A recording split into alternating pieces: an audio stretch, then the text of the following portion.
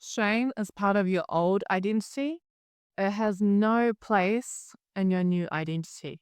In your new ultimate self, there is no shame. It's part of the old you. Welcome to the I Am Eugenia podcast. I am Eugenia Nenko, and you're in the right place if you are done accepting crumbs of attention and affection. You are done accepting things from life, from yourself, and from other people that you never ever thought that you would accept. You are done playing by everybody else's playbooks. You are done trying to live up to other people's standards, other people's expectations, being everything to everyone whilst getting little to almost nothing back.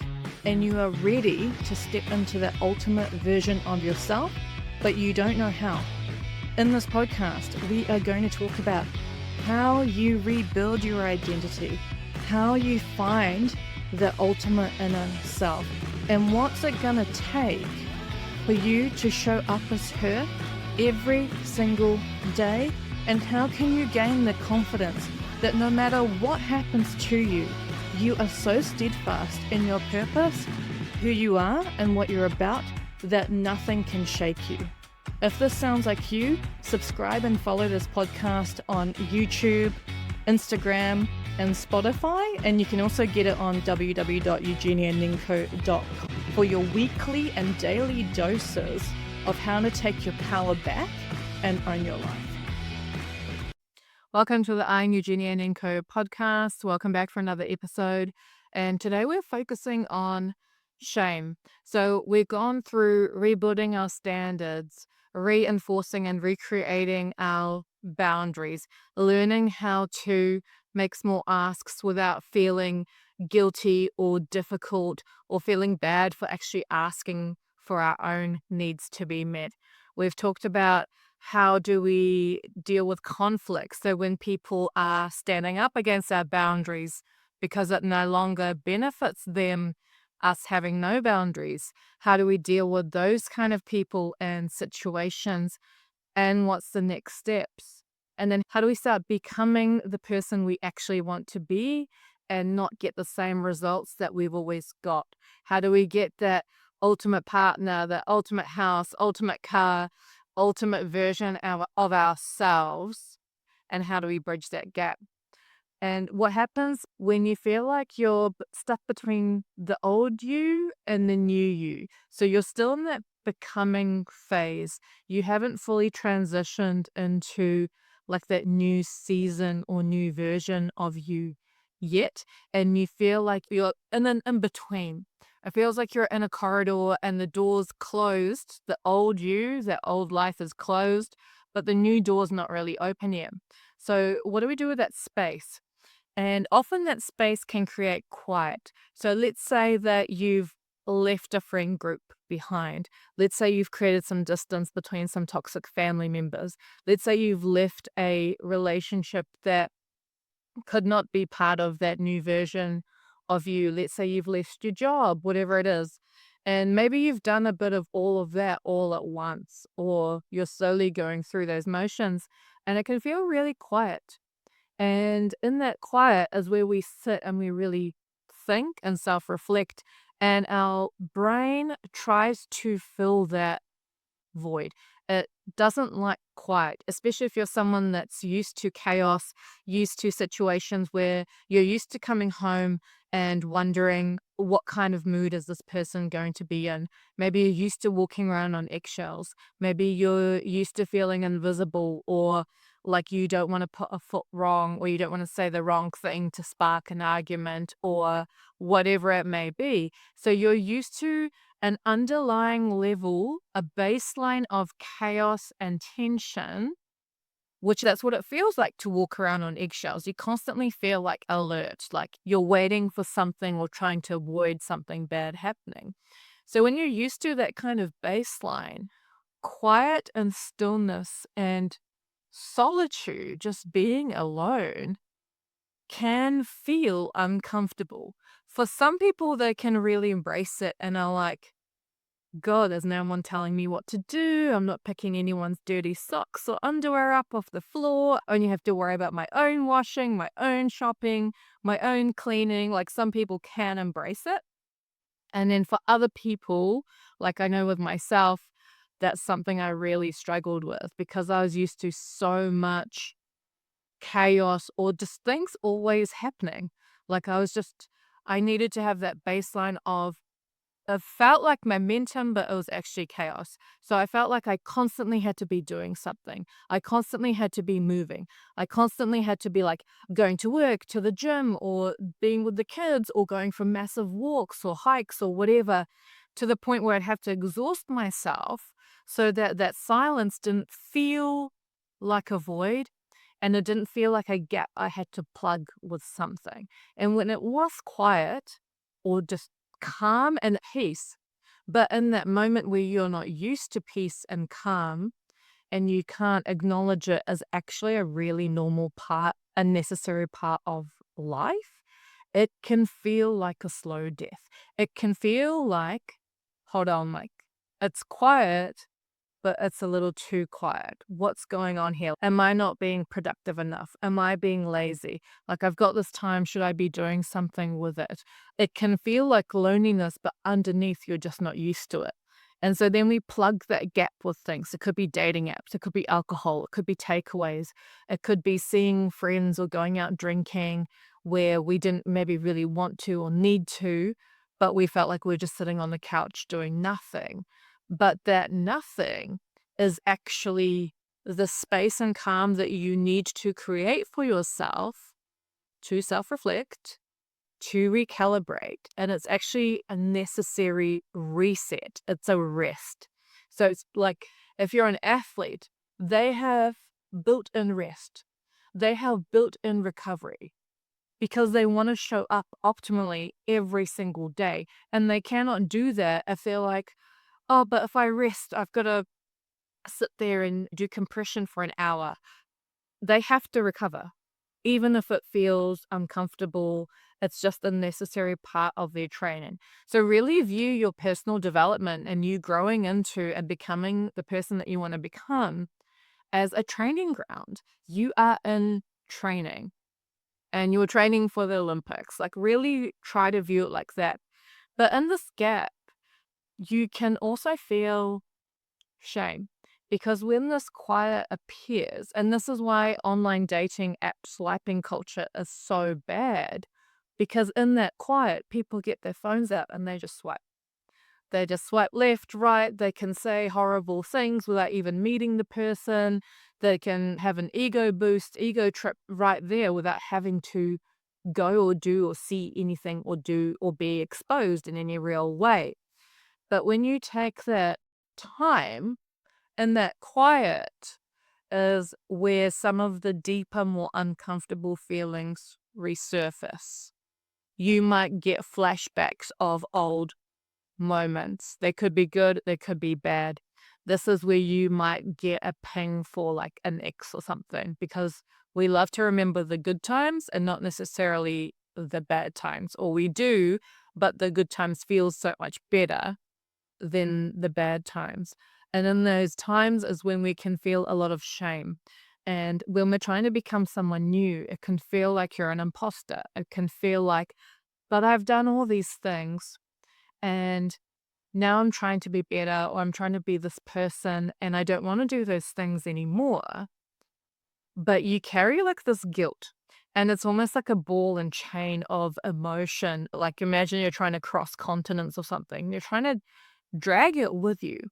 But the thing is, in the ultimate version of you, you do not feel that kind of shame. You can look back at your past and go, this was what made me. This was a part of my training. This was something that I did the only way I knew how at the time. And this is really key. Give yourself the leeway and the permission and cut yourself a break because realistically, the things that you did then to survive were the only tools and resources you had at the time. What you know now is not what you knew then. And perhaps you did, and maybe you turned a little bit of a blind eye to it, or you were testing yourself or self sabotaging yourself. And that can happen, and that's normal. But if you keep punishing yourself for the things that you did in the past, you will never be able to be the person that you really want to be, because there's always going to be fragments of the old you stuck to that. And it's always going to be trying to pull you back like, hey, that's not you. You don't belong there. And you have this shame that you live with. And some people are carrying things from like 10, 20, 30 years ago, and they're still punishing themselves. You have to get to a point with yourself where you can let that go. Now, the other thing is maybe you are in a place where you feel a little bit of the shame, but you're working on it. You know that I'll get past this, and I am a better person now. I am trying. I am growing. I have grown.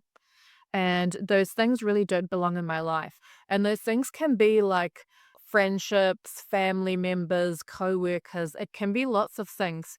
And when those things are still part of your life, but you have now outgrown those environments, you are now somebody else, but you still haven't left certain things behind.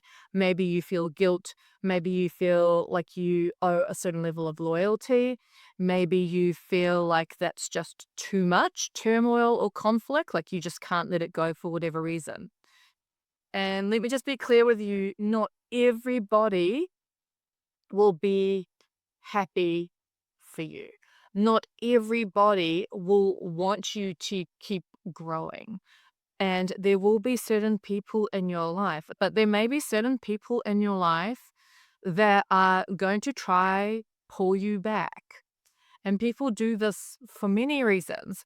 One of the reasons is they see you growing, they see you developing, they see you letting go of that shame, and they can't understand how you could do it and you could live through that level of pain and self-reflection and the level of honesty it takes to go deep like that with yourself and be able to make that decision to go be this better person. They couldn't do it or haven't been able to find a way to do it, and they're wondering how you could. And instead of them asking, how did you do that? They will try punish you for it, or they will try make you feel bad for it. They will remind you actively, hey, remember how you used to do these things? They will say things like, oh, you haven't changed. They will say things like, oh, that's hypocritical because you used to do this. But it could be something that you used to do like 5 years ago, 10 years ago. And it can feel quite upsetting because deep inside, you know how much work you have done on yourself. You know how long it's been. It can actually tie you into a conversation you don't want to have. And it can tie you into a conversation where you feel like you have to prove it. You feel like you have to prove you've changed. But to a person like that, a person that is actually resentful at you for being able to do the thing that they cannot, will not accept your explanations, because at the core, the reason they are resentful is because they cannot do it.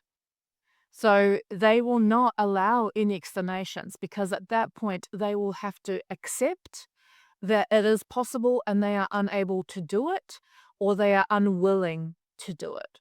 So with people like that, if you do not let them go, they will constantly drag you back to a place where you do not belong anymore. And you know that you do not belong there, but you are not yet ready to let it go. So ask yourself,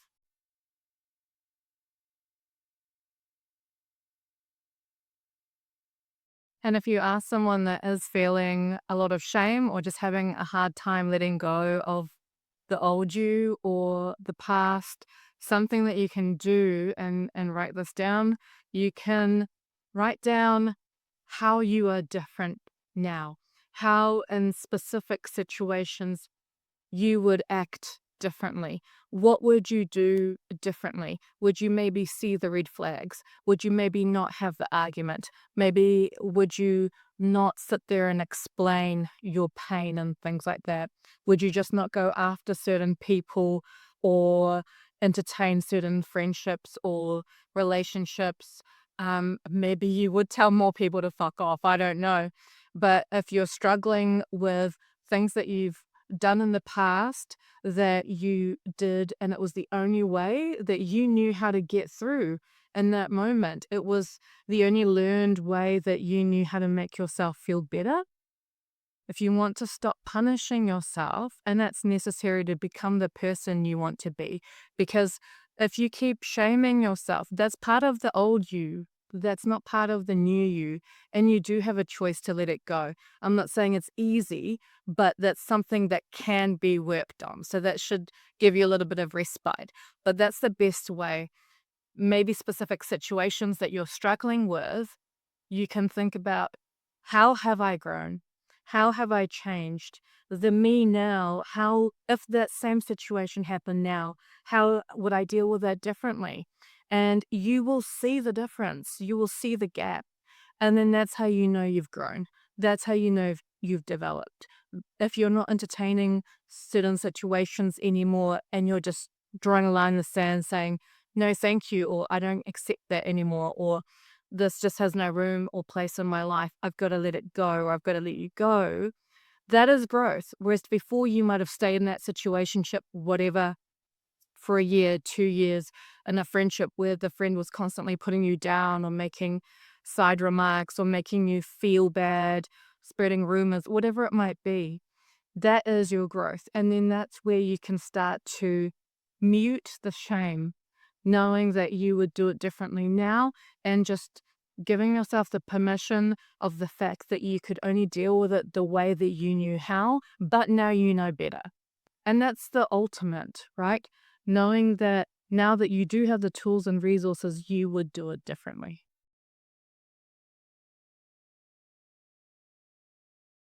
If you are on that journey and you want to go deeper, or you're wondering, is there more that you can do? Are there things that are happening in your life or things that you are doing to self sabotage or that are affecting your progress that you just don't even know? You haven't even recognized that that may be holding you back. And it could be such a key thing to your development. Then that's why I created your daily dose to reclaim your power. They are daily micro doses of personal development, insights. There are exercises, practical exercises you can go away and do every single day or in the weekend. Once you subscribe, you have access to all the episodes and you can listen to them as many times as you want during a subscription period. I highly recommend, if you want that daily reminder and those daily check-ins, go to eugenianenco.com, check out Daily Dose and subscribe.